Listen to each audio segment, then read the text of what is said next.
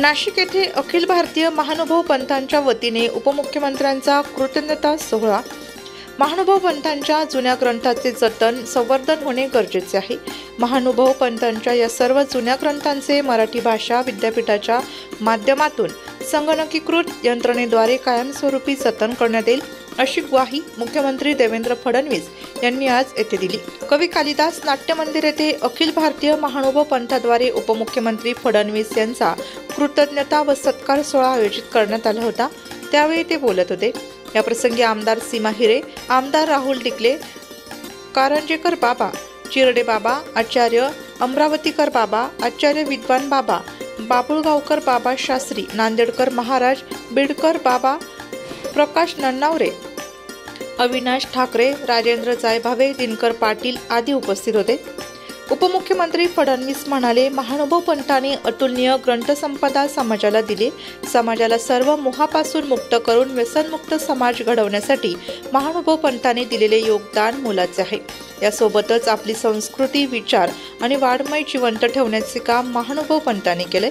चक्रधर स्वामींचा विचार समाजाला समतेकडे नेणार आहे। विषमता मुक्त समाज निर्माण करण्याचे काम महानुभव पंथाकडून अविरतपणे सुरू आहे। महानुभव पंथांशी माझे अतिशय जवळचे ऋणानुबंध आहेत। यातूनच रितपूर विकास आराखडा, रितपूर येथे मराठी भाषेचे पहिले मराठी विद्यापीठ स्थापन केले। रितपूर येथे विद्यापीठ स्थापनेबरोबरच देशातील अभ्यासक आले पाहिजेत, अशी विद्यापीठाची अप्रतिम इमारत व ग्रंथसंपदा तयार करण्यासाठी शासन कटिबद्ध आहे।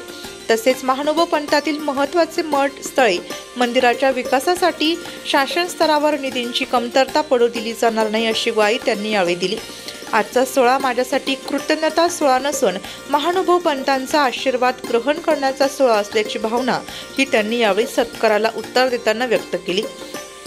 महानुभव पंथातील ग्रंथांचे स्मृतिचिन्ह, मानपत्र व मोत्याची माळ देऊन उपमुख्यमंत्री फडणवीस यांचा यावेळी सत्कार करण्यात आला। यावेळी चिरडे बाबा, अविनाश ठाकरे, कारंजेकर बाबा यांची भाषणे झाली। कार्यक्रमाचे प्रास्ताविक माजी आमदार बाळासाहेब सानप यांनी केले।